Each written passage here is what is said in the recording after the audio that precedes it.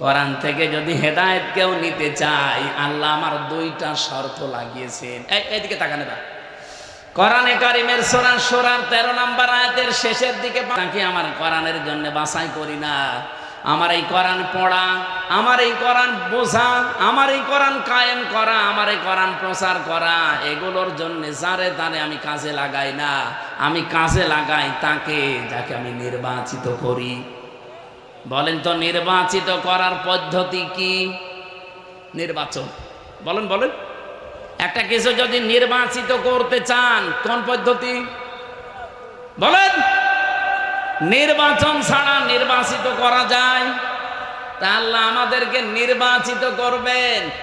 এই 18 কোটি মানুষ আছে এই দেশে, সবাইকে কোরআন কায়েমের পথে আল্লাহ কাজে লাগাবে না।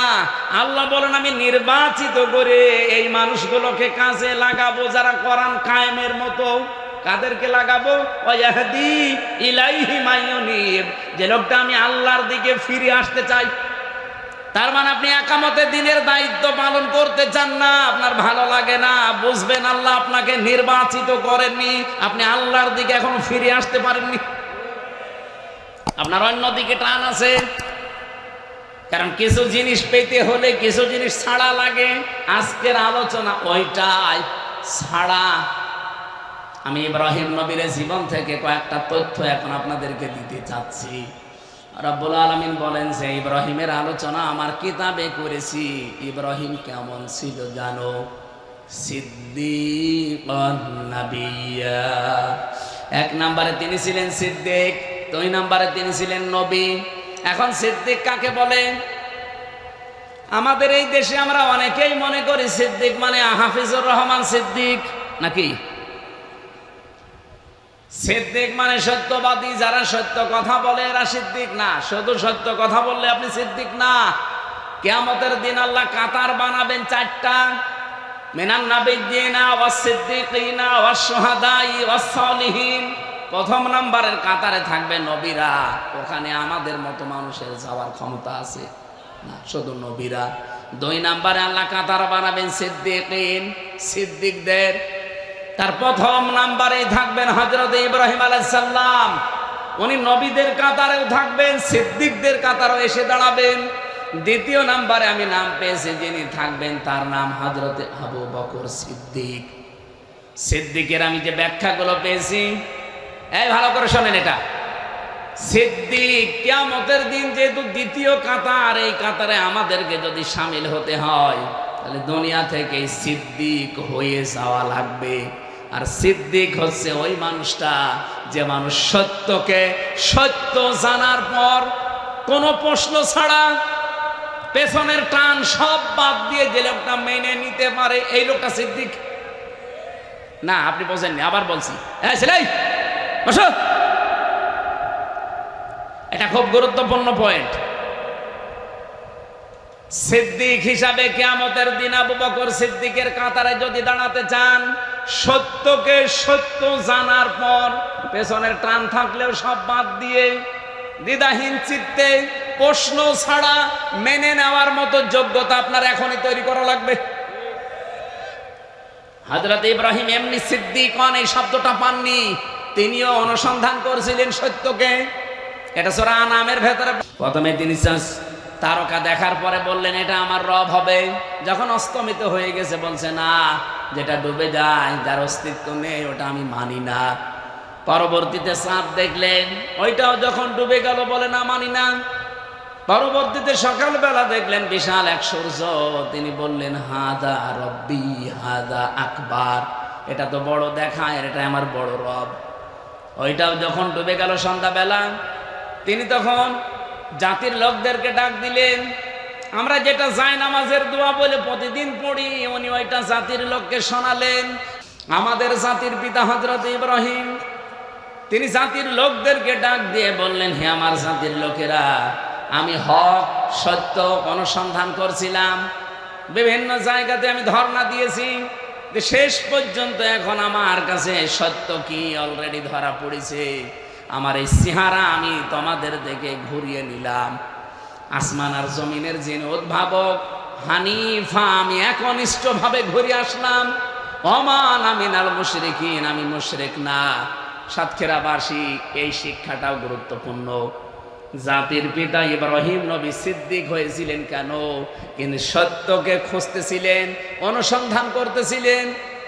সত্যকে খুঁজতে খুঁজতে, অনুসন্ধান করতে করতে যখন পেয়ে গেলেন, তিনি সত্যকে খুঁজে পেয়েছেন, অনুসন্ধান করে পেয়ে দুনিয়ার সব বাদ দিয়েছেন। উনি জানতেন যে আমার জাতির লোক এখন আমার শত্রু হয়ে যাবে, কারণ এরা মূর্তি পূজা করে, এরা দরগা পূজা করে, এরা দুর্গা পূজা করে, এরা এই সূর্য পূজা করে, চন্দ্র পূজা করে, তারকা পূজা করে। আমি যদি এখন বলি ইন্নী ওয়াজ্জাহাতু ওয়াজহিয়া লিল্লাযী, আমি জানি এদের থেকে আমি এখনো মুক্ত হলে অনেকে আমার বিরুদ্ধে চলে যাবে। তিনি সত্যকে অনুসন্ধান করে খুঁজে তারপরে মেনে নিয়েছিলেন। আর আমাদের চোখে আঙ্গুল দিয়ে দেখিয়ে দিলেও আমরা সত্যকে মানতে চাই না। আমার কথার অর্থ বোঝেননি? উনি সত্য খোঁজ করে করে পেয়েছিলেন, আর আমাদের চোখে আঙ্গুল দিয়ে সত্য কোনটা, হক কোনটা দেখিয়ে দিলেও মানুষ মানতে চায় না। তা আপনি সিদ্দিকের কাতারে কিয়ামতে উঠবেন কি করে? প্রতিদিন 17 বার করে আপনি নিজে নিজে বরদোয়া নিজের ঘাড়ে নিয়ে নিচ্ছেন। এই যে গায়রিল মাগদুবি আলাইহিম ওয়ালাদ-দাল্লিন, প্রতিদিন কয়বার পড়েন? শুধু ফরজ নামাজ যদি পড়ে থাকেন 17 বার পড়া লাগে। আল্লাহর কাছে প্রত্যেক দিন আমি বলতেছি, আল্লাহ তুমি গজব দাও, এবং পথভ্রষ্ট যারা তাদের পথে আমাদেরকে তুমি চালাবে না। এখানে দুইটা জাতির নাম তাফসিরে আছে, একটা ইহুদি আর একটা খ্রিস্টান, একটা অভিশপ্ত আর একটা পথভ্রষ্ট। বলেন তো তারা অভিশপ্ত হয়েছিল, পথভ্রষ্ট হয়েছিল কেন? ইহুদি খ্রিস্টানদের জীবনী পাওয়া যায়, পুরাটা পড়ি আমি এতটুকু পেয়েছি। ওদের কিতাব তাওরাতে, ওদের কিতাব ইনজিলে, ওখানে আমাদের নবীর পরিচয় দেওয়া ছিল। আমাদের নবী যে শেষ নবী, এই পরিচয় ছিল প্রায় 999 জায়গায়, কিন্তু ওরা মানে নাই। হিংসা করে, অহংকার করে ওরা মানতো না। বলতো মোহাম্মদ গরিব মানুষ, আর মুসলমানদের ধর্মে আসবে কেন? ইহুদি ধর্মে আসতে পারে না শেষ নবী, ও মানি না। হিংসা করে, অহংকার করে, সত্যকে সত্য জানার পরেও যারা মানে না, ওরা হয় ইহুদি নাই খ্রিস্টান। এ বাংলাদেশে এরকম মুসলমান এখন নেই। এই কথা বোঝা লাগবে। নেই। আপনি কিন্তু জানেন যে সত্য কোনটা, হক কোনটা, আপনি জানার পরেও হয় হিংসা করে নাই অহংকার করে মানেন না। জাতির পিতা ইব্রাহিম এমনি সিদ্দিক হননি, বহু কাঠ খড়ি পুড়িয়েছেন, কত কিছু ছাড়া লেগেছে তার, জানেন এই সিদ্দিক হতে। তার বাবাকে ছাড়া লেগেছে, তার পরিবার ছাড়া লেগেছে, তার সমাজ ছাড়া লেগেছে, তার দেশ ছাড়া লেগেছে। তিনি যদি সিদ্দিক হতে যে এত কিছু ছাড়তে পারেন, কি হয়েছে আপনার? আপনি এখানে দল তো ছাড়তে পারেন না সিদ্দিক হওয়ার জন্য। আপনি জানেন যে আমি যে দলে আছি, 2 নম্বর দল, এ মানুষের তৈরি করা আইন কায়েম করতে চায়, এটা কুফরি। এরপরও আপনি সত্যকে সত্য জানার পরেও মানতে চান না। আপনি সিদ্দিকের কাতারে কিয়ামতের দিন বললেন আমি থাকবো, আর আন্দাজে আপনাকে আল্লাহ তুলে দেবে। আপনার প্রথম কর্মসূচি এই দুনিয়ায় যদি এইটা হয় যে ফাক্কু রকাবা, আপনি দাসত্ব মুক্ত করতে চান। ওই জামানায় যখন এই আয়াতটা নাজিল হয় 1500 বছর আগে, তখন মানুষ বেচা কিনা চলতো। এজন্য ওই সময় দাস মুক্তি আপনি এই অর্থ করতে পারেন, কিন্তু এখন তো আর মানুষ বেচা কিনা হয় না। এই আয়াতের ব্যাখ্যা এখন কি করে করবেন? তাফসিরে মুফাসসির লিখেছেন ফাক্কু রাকাবা। এটা কি আয়াত না আমি বানালাম? সূরা বালাদের আয়াত। কোন সূরা? ফাক্কু রাকাবা আও ইতআমুন ফি ইয়াউমিন যী মাসগাবা। আল্লাহ রাব্বুল আলামিন বলেন, হে পৃথিবীর মানুষেরা, যারা মানুষকে দাসত্ব মুক্ত করতে চায়, এই মানুষগুলো উলাইকা আসহাবুল মাইমানা, এরা সফল, এরাই সৌভাগ্যশালী। এবার আসেন তো দাসত্ব মুক্ত কি? এখন যেহেতু মানুষ বেচা কিনা নেই, কিন্তু আরেকটা দাসত্ব আছে। আরেকটা দাসত্ব কি? মানুষের তৈরি করা আইন কায়েম করে মানুষ মানুষের আইন মানতে চায়। এই কাজ যারা করে, এই কথা না বুঝে থাকলে এদিকে আসেন। আপনার এই কোরআন শরীফ দিয়ে বুখারী শরীফ দিয়ে হবে না, বাখারি শরীফ লাগবে। আসেন, যারা আজ মানুষের তৈরি করা আইনে জমিনে কায়েম করতে চায়, তারা মানুষকে মানুষের তৈরি করা আইনের গোলাম বানাতে চায়।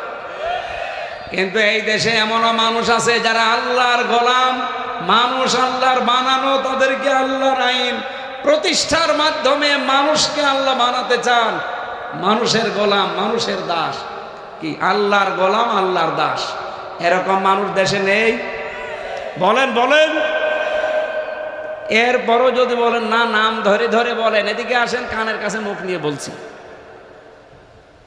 যারা মানুষের তৈরি করা আইনে জমিনে কায়েম করতে চায়, তারা দাস বানাতে চায় মানুষের তৈরি করা আইনে। আর যারা এদেশে আল্লাহর তৈরি করা আইন কায়েম করতে চায়, তারা আমাদেরকে আল্লাহর দাস, আল্লাহর গোলাম বানাতে চায়। এই কর্মসূচি যেই দলের প্রথম আছে, এই দল সফল হবে, এ কথা কার? আরো জোরে বলেন। 2 নম্বরে তাদের টার্গেট থাকবে তারা এতিম, মিসকিন, অসহায়, নিঃস্ব মানুষ পেলে তাদের কাছে এগিয়ে যাবে। আগস্টের 5 তারিখের পর থেকে আজকের এই দিন পর্যন্ত আপনি বাংলাদেশে একটা জরিপ করেন, কত টাকাওয়ালা মানুষ আছে? বস্তা বস্তা টাকা ছাতা পড়ে যাচ্ছে ব্যাংকে। কিন্তু এই দেশে বন্যা হয় মাঝে মাঝে, বিভিন্ন সময় দুর্ভিক্ষ আসে, ওই কোনো মানুষ তো টাকা পয়সা নিয়ে তাদের কাছে এগিয়ে যেতে দেখি না। এই যে গরম গেল, 40-45 ডিগ্রি সেলসিয়াস চলছিল, একটা স্যালাইনের প্যাকেট নিয়ে, এক ব্যাগ পাতি নিয়ে, একটু শরবত নিয়ে তাদের কাছে এগিয়ে যায়, একটু খাবার নিয়ে, কই কাউকে তো দেখলাম না। একটা মানুষদেরকে আমরা পেয়েছিলাম, যারা কোরআন থেকে কর্মসূচি নিয়েছে, তারা এই কাজগুলো করত। এই কথা বললেন না কেন? বললেন হুজুর কথা বললে শুধু ওই দিকে যায়, আমাদের দিকে আসে না। তাই আপনাদেরকে যাবে কি করে? আপনার কর্মসূচি কি কোরআন থেকে নেওয়া? যাদের কর্মসূচিগুলো কোরআন থেকে নেওয়া, কথা গেলে তো তাদের দিকে যাবে। আর আমি কি কোরআন শরীফ বানাবো? সত্যকে সত্য জানার পরও যারা মানতে চান না, কিয়ামতের দিন ইব্রাহিম খলিল মজাকি, ইব্রাহিম নবী সিদ্দিক ছিলেন, আবু বকর সিদ্দিক, তাদের কাতারে আপনি উঠতে পারবেন না। এই ছোট বিষয়টা আপনি মানতে পারেন না, অথচ আবু বকর সিদ্দিক হয়েছিলেন কত বড় বিষয় মেনে নিয়ে। মেরাজের ঘটনা, যেটা আল্লাহ পর্যন্ত বলতে গিয়ে আশ্চর্য হয়ে গেছে, যে সুবহানাল্লাযী আসরা বিআবদিহি লাইলাম মিনাল মাসজিদিল হারাম। আল্লাহ বলেন আমি নিজেই আশ্চর্য হয়ে গেছি কথা বলতে গিয়ে। কারণ সুবহানাল্লাহ বলা হয় আশ্চর্য জিনিস দেখলে। আল্লাহ নিজে আশ্চর্য বোধ করছেন এই মেরাজের ঘটনা বলতে গিয়ে। এত আশ্চর্য যে 27 বছর কেটে গেছে, 27টা বছর কেটে গেছে, এই দুনিয়ার মানুষ টের পায়নি। নবীজি বলেন আমি যখন এই যে মাথার সাথে শিকল লেগেছিল, ঘরের যে শিকল, এসে দেখি 27 বছর পরে শিকল এখনো দুলতেছে। অজু করে গিয়েছিলাম, অজুর পানি গড়িয়ে যাচ্ছে, যে বিছানা থেকে উঠেছি দেখি বিছানা এখনো পর্যন্ত গরম আছে। কেটে গেছে কয় বছর? বলেন বলেন। নবীজি আবু বকরের কাছে এসে, আবু জেহেলের কাছে এসে যখন বলেছেন, আবু জেহেল তো হেসে উড়িয়ে দিয়েছে যে মোহাম্মদ এতদিন চাইছিল, এখন পাগল হয়ে গেছে। কিন্তু হযরতে আবু বকর কথা শোনার পরে বললেন, হে নবী, আমি এক বিন্দু পরিমাণ অবিশ্বাস করি না, সন্দেহ করি না, অবশ্যই আপনার মেরাজ সঠিক হয়েছে, হক হয়েছে। নবীজি বললেন, আবু বকর আল্লাহ পর্যন্ত আশ্চর্য হয়ে গেল, আর তুমি একটু প্রশ্ন করলে না যে 27 বছর কেটে গেল কি করে? হযরত আবু বকর বলেছিলেন, হে রাসূল, সারা জীবন নদীর পানি এইদিকে চলছে, আপনি হঠাৎ করে যদি বলেন না আবু বকর পানি দেখলাম এই দিকে যাচ্ছে, আমি 1 সেকেন্ডও অবিশ্বাস করি না, সঙ্গে সঙ্গে আমি বিশ্বাস করব। কারণ আপনার সাথে 20 বছরের সম্পর্ক আমার, আর কোনোদিন আপনার মুখে আমি মিথ্যা কথা শুনিনি। নবীজি বললেন, আবু বকর, এত বড় কঠিন সত্য তুমি বিশ্বাস করে নিলে বিনা প্রশ্নে, আজকে তোমার আমি খালি হাতে ফেরত দেব না। তোমার নামের শেষে আজকে একটা লকব লাগিয়ে দিলাম, তুমি শুধু আবু বকর না, আজকে থেকে কিয়ামত পর্যন্ত তুমি আবু বকর সিদ্দিক। সত্যকে সত্য জানার পর যারা বিনা চিন্তায়, বিনা প্রশ্নে পেছনের দিকে টানছিল, সব বাদ দিয়ে যারা মেনে নিতে পারে, এই মানুষগুলোই কিয়ামতের দিন এই সিদ্দিকদের কাতারে থাকবে। আপনি নিজের কাছে এবার প্রশ্ন করে বলেন, আপনি সিদ্দিকের কাতারে থাকতে পারবেন কিনা? সত্যকে সত্য জানার পরও আমরা আজ মানতে পারি না, খালি পেছনের টান পেছনের টান। সব ভুলে যান। এখনই যদি আপনার চোখ বন্ধ হয়ে যায়, পেছনের যত টান থাক, কোনো টানে কাজ হবে? বলেন। আমার নিজের নাম আমির হামজা, আমার বাবার নাম রিয়াজউদ্দিন, তার বাবার নাম হচ্ছে জাহান আলী, তার বাবার নাম ইমান আলী, এর বাবার নাম বাহাদু, এর বাবার নাম সাবের। এরপর আমার মনে নেই, আমি আর জানি না।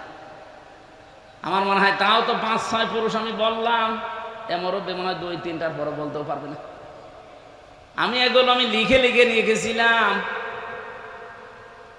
এখন আমার যত পরিস্থিতি হোক এই দেশে, এখন যদি আমি মারা যাই, আমার যতটুকু বাস্তবতায় জ্ঞান আমি দেখতে পাচ্ছি, আমি মারা গেলে আজকে রাতে যদি কেউ আমার ম্যাডামকে খবর দেয় যে হামজা মরে গেছে, আমরা নিয়ে আসতেছি, আপনি যে চকির ওপরে খাটের ওপরে থাকেন, ওই খাটের নিচে ওনারে মাটি দেওয়া হবে। আমার ম্যাডাম আমারে যতই ভালোবাসুক, বলেন তো খাটের নিচে মাটি দিতে দেবে? বলবেন না, এখানে কবর দিয়ে আমি মরবো, প্রতিদিন সিন আসবে। এত কষ্ট করে বাড়িটা বানিয়েছিলাম, মাত্র 100 বছর পরে যদি আমি এই কুষ্টিয়ার ওই 2 তলা বাড়িতে এখন আমি আসি, 100 বছর পরে ওখানে যারা থাকবে তাদেরকে আমি চিনি না, ওরাও আমাকে চিনবে না। 100 বছর পরে আসলে ওরা আমাকে বাড়িতে ঢুকতেও দেবে না, যতই আমি নাম বলি। এই কথা বলেন না কেন? আমি যে সাবেরের নাম বললাম, ওটা আমার 6 পুরুষ আগে, ওনার পরে ভাদু, ওনার পরে ইমান, এর পরে নমাজ, জাহান আলী, রিয়াজ, তারপরে আমি। ওনার আমি জীবনে কোনোদিন দেখেছি, সর্বোচ্চ আমি জাহান আলী পর্যন্ত দেখেছি। এরপরে আরো 4 পুরুষ আমি তো দেখি নাই। এখন যদি সেই সাবের সাহেব দুনিয়াতে ফিরে আসে আর বলে কুষ্টিয়ার এই বাড়ি আমার, আমি এগুলো বানিয়েছিলাম, ওনার দাঁত মুখ খুলে ফেলবো না সব? ভণ্ডামি করার জায়গা পান? কিসের সাবের আপনি? বলে না, এই যে তোমার কাছে তালিকা আছে, তালিকা থাক, কিন্তু আপনার আমি সাবের মানি না। আপনি কি সত্যকে সত্য জানার পরও পেছনের টানের কারণে মানতে পারেন? আপনার স্ত্রীর কারণে, আপনার সন্তানের কারণে, দলের কারণে চোখ বন্ধ হওয়ার পর এগুলো একটাও কাজে দেবে? বলেন। আপনাকে আমি সিদ্দিক হওয়ার আহ্বান জানাচ্ছি। আসেন আমরা সিদ্দিক হয়ে যাই, সত্যকে সত্য জানার পর পেছনে যত টান থাকে থাক, সব আজকে থেকে শেষ। আমি ইব্রাহিম নবীর মতো সব ছাড়তে রাজি আছি। এই কথা বলেন না কেন? আমার আলোচনার মূল পয়েন্টই এটা ছিল। আশা করছি আপনি আজকে থেকে সিদ্দিক হওয়ার জন্য উঠে পড়ে লাগলেন। 2 নম্বরে উনি ছিলেন নাবিয়্যিন সিদ্দিক বা নাবিয়্যা। নাবি মানে কি? নবী শব্দের শাব্দিক অর্থ এটা নাবা থেকে এসেছে, এর বাংলা অর্থ হচ্ছে সংবাদ। বাংলা কি? ইংরেজিতে বলে নিউজ। নিউজ লিখতে দেখবেন 4টা অক্ষর লাগে, NEWS। আপনি এন দিয়ে যদি নর্থ ধরেন, এ দিয়ে যদি ইস্ট ধরেন, ডাব্লু দিয়ে যদি ওয়েস্ট ধরেন, এস দিয়ে যদি সাউথ ধরেন, দেখবেন তামাম দুনিয়ার আর কোনো জায়গা বাকি আছে? আল্লাহ বোঝাতে চায় আমার নবী ইব্রাহিম এমন খবর নিয়ে দুনিয়ায় গিয়েছিল, এই নর্থ সাউথ ইস্ট ওয়েস্ট সব খবর আমি আল্লাহ তাকে দিয়ে পাঠিয়েছিলাম। এই 3-4 আয়াত আগে এই তথ্যটা আছে। সূরা নাম, ওয়াকাযালিকা নুরি ইব্রাহিমা মালাকুতাস সামাওয়াতি ওয়াল আরদ ওয়া লিয়াকুনা মিনাল মুকিনিন। বলেন আল্লাহু আকবার। এত সুন্দর করে আমার আল্লাহ সাজিয়ে দিয়েছেন।